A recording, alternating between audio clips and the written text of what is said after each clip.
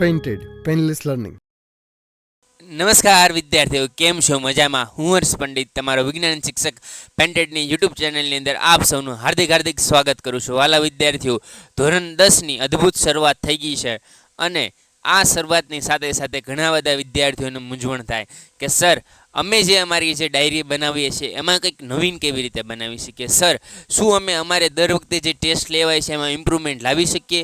શું અમે અમારા ટેસ્ટના માર્ક્સથી દર વખતે ઇન્ક્રીઝ થઈ શકે? 100% થઈ શકે. એના માટે ફક્ત ને ફક્ત તમારે અહીંયા ધ્યાન રાખવાનું છે. શું કરવાનું છે? તો એક સરસ મજાની એક નોટ લેવાની છે અને એ નોટ છે એ નાની એવી ડાયરી લેવાની. એ ડાયરીની અંદર તમારે શું કરવાનું, કેવી રીતે લખવું, કેવી રીતે સેક્શન પાડવા, શું કરશો, એ બધાની એકદમ ડિટેલ માહિતી લઈને હું આજે આવી ગયો છું. અને વાલા વિદ્યાર્થીઓ, આ જેટલા લોકો ફોલો કરે છે એ લોકો 100% સારામાં સારી સફળતા મેળવે છે. ખાલી ધોરણ 9, ધોરણ 10, 11-12 સાયન્સ, 11-12 કોમર્સ, 11-12 આર્ટ્સ કે કોઈ પણ ધોરણમાં ભણતો વિદ્યાર્થી માટે નહીં, પણ જીવનમાં દરેક પ્રકરણની અંદર, દરેક સમયની અંદર જો તમને સાથ આપતી હોય તો આ મિસ્ટેક ડાયરી છે. મિસ્ટેક ડાયરી છે શું એ પહેલાં સમજીએ.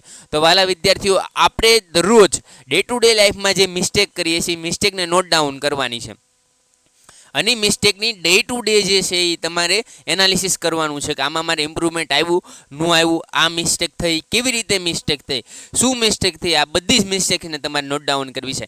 કેવી રીતે મિસ્ટેક ડાયરી બનાવશો, શું બનાવશો, એકદમ અહીંયા જોતા રહ્યો. તો કે વાલા વિદ્યાર્થીઓ, પહેલાં તો મિસ્ટેક નોટ્સ બનાવી શું કામ જોઈએ? તો કે સક્સેસ મેળવવા માટે. શેના માટે? તો કે સફળતા મેળવવા માટે. અને સફળતા એ ખાલી દસવામાં નહીં, ખાલી સફળતા નહીં, પણ જીવનની સફળતા મેળવવા માટે. શેની? તો કે સાહેબ, જીવનની સફળતા મેળવવા માટે છે એ તમારે આ મિસ્ટેક ડાયરી બનાવવી જોઈએ. સાહેબ, આ મિસ્ટેક ડાયરીથી મને ફાયદો શું થશે? તો મિસ્ટેક ડાયરીથી તમને એ ફાયદો થશે કે તમે તમારું ઇમ્પ્રુવમેન્ટ કરી શકશો. બીજી વસ્તુ કે પહેલી વસ્તુ એ છે મારા વાલા કે જ્યારે જીવનની સફળતાની જ્યારે તમે વળગતા હોય ત્યારે તમારે મિસ્ટેક નોટ્સ છે એ અગત્ય છે. એક એક્ઝામ્પલ આપું કે તમે કોઈ એક ટેસ્ટ આપી, ચાલો સમજીએ કે તમે કોઈ એક ટેસ્ટ આપી મારા કલેજા, અને ટેસ્ટ આપી અને આપણે વિજ્ઞાનના માણસે લઈએ એટલે તમે ચેપ્ટર નંબર 1ની ટેસ્ટ આપી સમીકરણોની, રાસાયણિક સમીકરણોની તમે જે છે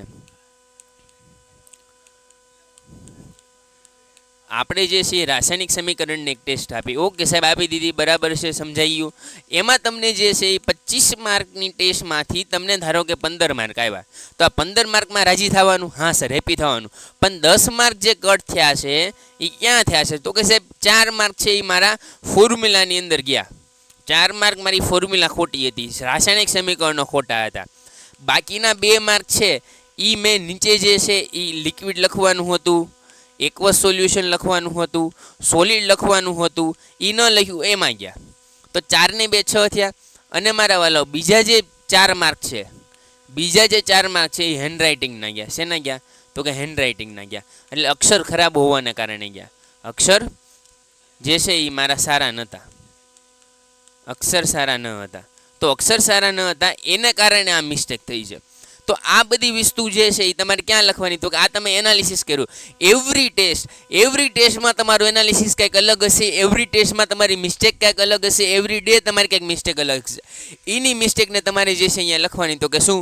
તો કે ટેસ્ટ લીધી, ટેસ્ટમાં જે છે એ મારે 25માંથી 20 જેટલા માર્ક આવ્યા, ધારો કે 15 માર્ક આવ્યા, ચાલો 15 માર્ક આવ્યા. અને મિસ્ટેક શું થઈ? તો કે સમીકરણમાં ભૂલ. બીજી કઈ ભૂલ થઈ? તો કે સાહેબ લિક્વિડ, એક્યુ, સોલિડ, આમાં ભૂલ થઈ. હજી એક ભૂલ થઈ. કેવી ભૂલ થઈ? તો કે અક્ષરની ભૂલ થઈ. તો આ બધી ભૂલ છે એ હું સુધારીશ.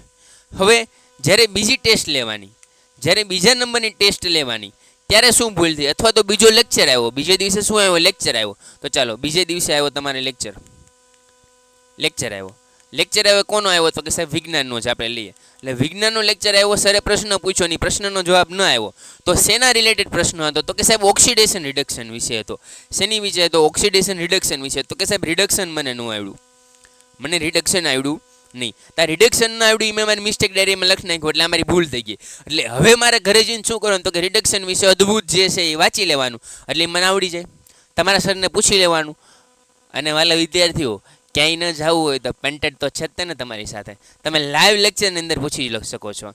અને હજી જે વિદ્યાર્થીઓ ચેમ્પિયન બેચમાં નથી જોડાના અને આવી મિસ્ટેક નોટ્સમાંથી મિસ્ટેક તમારી બધી દૂર કરી અને અદ્ભુત નોટ્સ બનાવવા માંગો છો, જીવનની સફળતા બનાવવા માંગો છો અને પૈસાની નોટ્સની રમઝટ કરવા માંગો છો, તો દરેક વિદ્યાર્થીઓ ફટાફટ પેન્ટેડ એપ્લિકેશન ડાઉનલોડ કરી અને ચેમ્પિયન બેચમાં જોડાઈ જાઓ. ચેમ્પિયન્સ બનવા માટે તમારી અમે રાહ જોઈ રહ્યા છે. બરાબર છે વાલાવ? અને પછી તમને જે છે પાછી ટેસ્ટ લેવામાં આવી. તો આ વખતે ટેસ્ટ છે એ ગણિતની હતી. તો ભાઈ ગણિતમાં તો મને આવડે છે, ચાલો ગણિતમાં મારે 22 માર્ક આવ્યા. કેટલા આવ્યા? 22 માર્ક આવ્યા. તેમાં ભૂલ શું થઈ? તો કે પ્લસ માઇનસની ભૂલ થઈ. તો આ એક સિલી મિસ્ટેક કહેવાય, આ નહીં કરવું હવે. બીજી કઈ ભૂલ થઈ? તો કે ઉતાવળ કરી જેથી કરીને મને ભૂલ થઈ. તો આ તમે ભૂલ બતાડી. હવે તમારે શું કરવાનું? એની ઉપર કામ કરવાનું. હવે જ્યારે બીજી ટેસ્ટ લેવાય, જ્યારે બીજી વાર ટેસ્ટ લેવાય ત્યારે તમારે એનાલિસિસ કરવાનું કે આ બધી ભૂલમાં રિપીટ થઈ? તો કે સર નો થઈ. તો ધેટ ઇઝ ગુડ. તો તમને 100% હવે આ ભૂલ રિપીટ થશે નહીં. તો આમાં તમને સફળતા મળી ગઈ.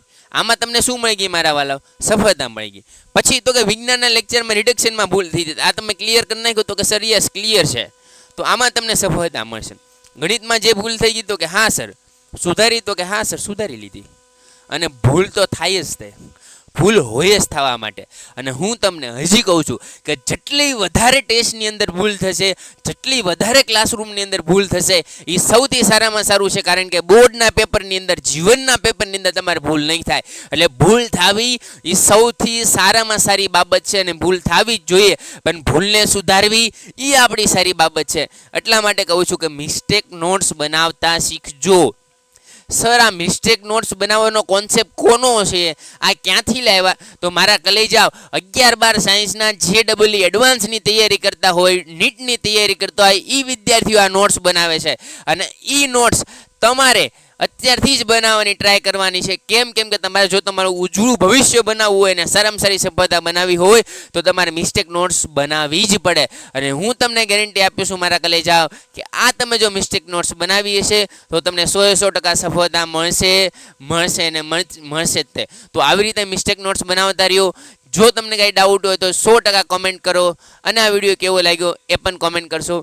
મળતા રહીશું નેક્સ્ટ વિડીયોની અંદર. ત્યાં સુધી જય હિન્દ, જય ભારત. Pented, Painless Learning.